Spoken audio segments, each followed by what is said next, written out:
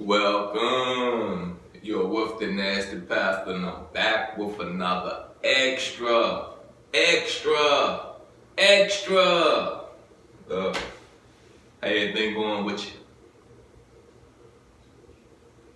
I believe we're what?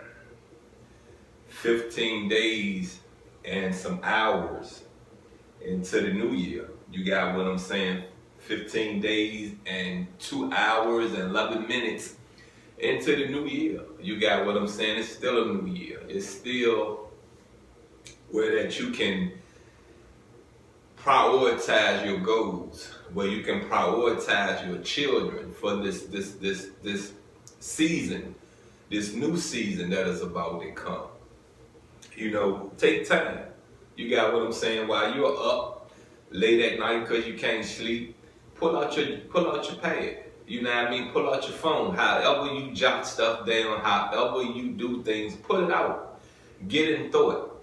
Get in reconstructing. You know what I mean? Reconstructing your life goals that is at a standstill, that is at a pause. You feel what I'm saying? Get into you. You feel me? Get into you. You feel me? You got it? We're not babies. We're not kids. We're not aware that we have to depend on others when we're able to depend on ourselves. You feel what I'm saying? Depending on others to pay your bills. You have no money. They're paying your bills.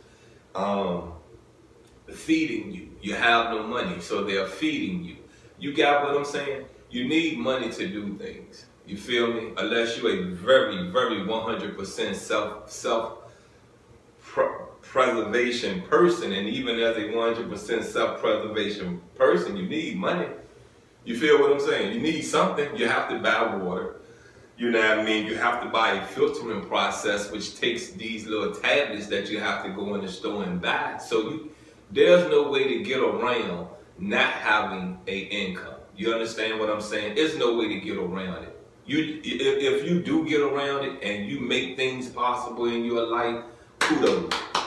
Kudos to you. You got what I'm saying? Kudos to you. Write a book about it. Please write a book about it. Look, anyway, I am the Nasty Pastor. Like I said, I'm back with another extra. And we are on the purple pamphlet. And the title is Muhammad, the Final Prophet of God. And you know, I want to say this, you know, and while I was in that shower, I was trying to think of how to start this reading, you know, this reading off, you know what I mean, this extra off. And I said, you know, I wanna really reflect on education. You know, this man had he couldn't read or write. You feel what I'm saying? This man couldn't read or write. And if you really keep up with my extras, then you know the last extra I did, you know, I left off explaining, you know, in the name. The things that is written about the Prophet Muhammad, will he be able to read it? Will he be able to comprehend it? No. You feel what I'm saying? No. Why allow another person to process your understanding of something 100%? Why? You a puppet. You a puppet. You're controlled. You're someone that only follows. You have no leadership in you. There's no leadership role in you. And I ask you, if there's no leadership role in you, how can you raise your kids? How can you get your little babies, your infants, to listen? I'm not going to use the word obey. To listen to you. How can you? You're not a leader. And if you think these kids don't come out their mama womb, and I'm going to say this to you again, if you think these kids don't come out their mother's womb, is that the correct word? Mama? Huh? Their mother's womb, not being able to have the instincts of recognizing fear, not having the instincts of recognizing weakness, they do. They really do. They really, really do. It has to develop more. Every instinct you have as I have, as a I be 55 this year in October. As a 55-year-old man, they already have it. It has to be developed through time. Some develop quicker than others. But look, please learn to read. Please learn to write. And please take your time and be slowly to comprehend any information you are receiving. You got it? Be slow to receive it. All right, let's get into it's another, it's like another introduction, you know what I mean? And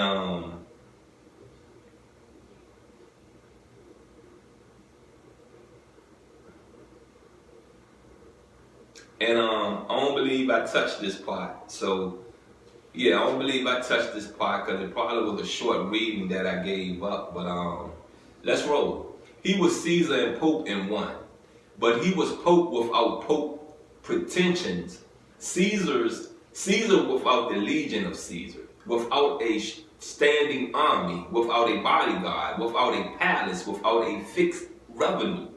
If ever any man had the right to say that he ruled by the right divine, it was Muhammad. For he had all the power without its instruments and without its supports. He cared not for the dressings of power. The simplicity of his private life was in keeping with his public life. Reginald Bosworth Smith. Now let me say this to you right here, you know what I mean?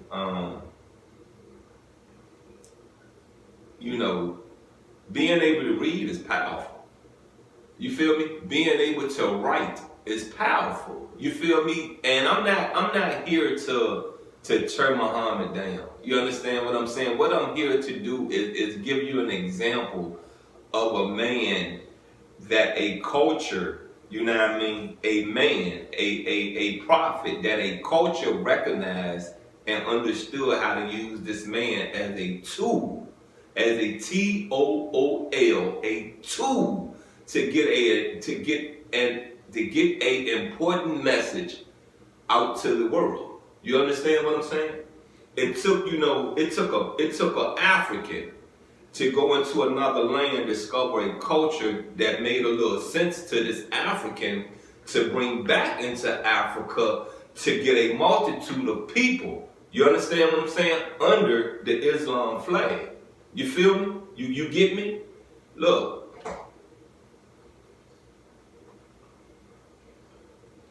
We all are going to be used some type of way. We all are going to use people some type of way.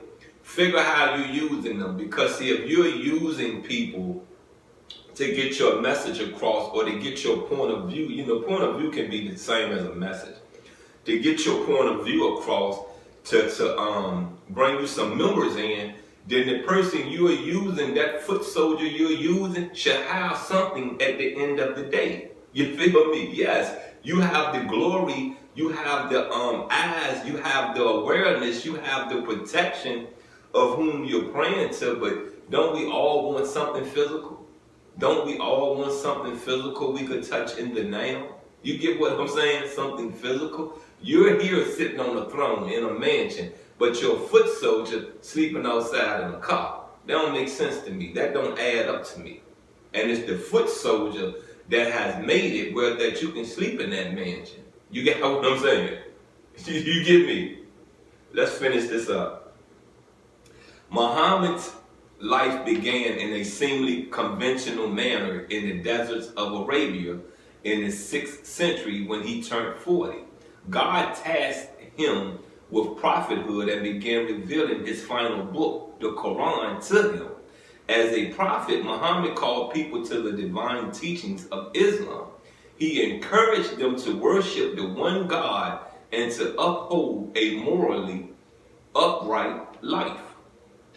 You see how things back then before, Muhammad come after Christ anyway. It's around the time, come after Christ anyway, so that would be AD, after AC, AD, after Christ, however it go. You see how he out in the desert?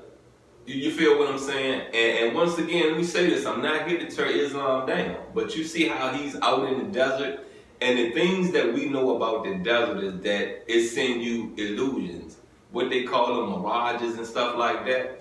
But do you see how usually when the demiurge approaches these prophets, these chosen ones, it's in solitude, right? It's really in solitude. And I can't, I'm not going to sit here and BS you and tell you I don't feel the demiurge when I'm in my tub, when I'm in my place of solitude, of peace. You feel what I'm saying? And I've been doing this probably since soaking in the tub. I've been doing this probably since 94, 95, just soaking, getting my thoughts together, getting an understanding of what my day should detail or what yesterday detailed. You feel what I'm saying? And getting out that tub and proceeding with my life. And there are some things that always come to me. There are some things that I've asked for in that tub and received it like that. You get what I'm saying? There are things that in solitude, in prayer, things will be in motion in your reality. Let's get into this last part. Studying Muhammad's life is crucial to understanding his momentous journey from being an apparently ordinary human to fulfilling his destiny as the final prophet chosen by God, Allah in Arabic. It also helps one gain a deeper insight into the religion of Islam and the lives of Muslims. Look, that's the last of that part of the reading. And like I said, I don't believe that was the last prophet. Couldn't have been the last prophet. There are too many good pastors. And a pastor ain't nothing but a prophet. A prophet ain't nothing but a pastor. There are too many good pastors out here for Muhammad to have been the last prophet. You understand what I'm saying? The last one. I don't believe that. I really don't. When I look at myself and I detail, I look at myself and I do an inventory of my life. I could say I'm a prophet. I could say I'm chosen. You feel what I'm saying? There are people out here I've helped. There are people out here I've guided in the right direction. You see what I'm saying? There's some wisdom I've given them that have picked their life up and they running. They are running. You understand what I'm saying? So I say this to you once again. I don't believe that was the last prophet. Now, if I want to turn you down, I could say he saw the devil out in Arabia. You get it? Hint, the devil. You get me? You understand me? Peep this. Push away from me. If you're not here to receive the education I'm giving you, the knowledge I'm giving you, the wisdom I'm trying to give you, push away from me because you're going to hurt yourself trying to hurt me. Once again, you've been with the nasty pastor. This has been an extra. And look, as I said, we wake and we walk in light. So let's stay in the light. Let's stay in righteousness. Let's stay in things that we know are the right path to guide. You got what I'm saying? To guide our babies. You feel me? Even when our babies don't want to listen, they're still being guided. You understand what I'm saying? Because if the foundation of your baby is rooted, is rooted, they're not going to leave the foundation. You understand what I'm saying? Not going to leave it. They're going to eventually make a U-turn and come on back to the foundation that you put in them, you instilled in them. So let your babies go off on their journey. You got what I'm saying? Just pray for them. Look, I love you, and I'm out.